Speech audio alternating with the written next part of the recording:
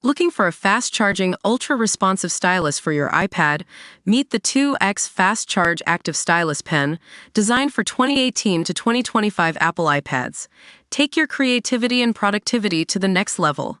Click the link in the video description to shop now on Amazon. Welcome to Katy's Kingdom. Today we're blasting off into a world of tax code and space travel. Yes, you read that right.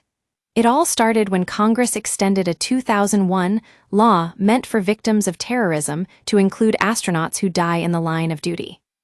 The Victims of Terrorism Tax Relief Act basically forgives federal income taxes for those who lose their lives while serving. But here's the thing. It didn't just stop at NASA astronauts. It also applies to anyone who dies while on a mission, which is exactly what happened when Katy Perry went to space aboard Blue Origin's historic all-female spaceflight. Now you might be thinking, Katy Perry in space? That's awesome. But the internet and US tax code weren't quite sure how to handle it. I mean, who gets to pay taxes on a trip to the edge of the Earth's atmosphere? The fact is, Katy didn't qualify for those special rules because her journey was classified as space tourism. Not exactly the same thing as being part of NASA. But what does this all have to do with tax law?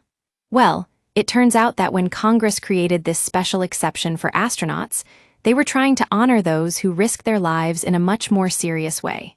You know, like on a mission where people are literally putting their lives at stake, not just for personal fulfillment or getting a cool Instagram shot.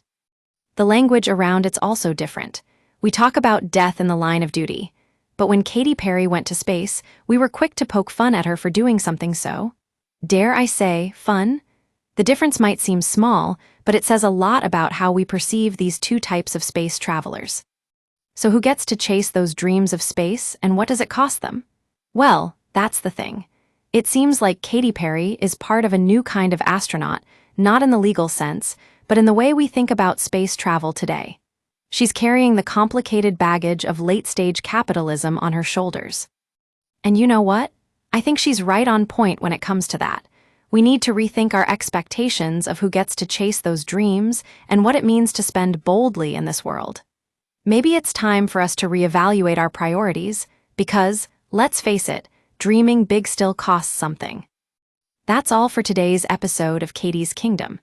Thanks for joining me on this wild ride through the world of tax code and space travel.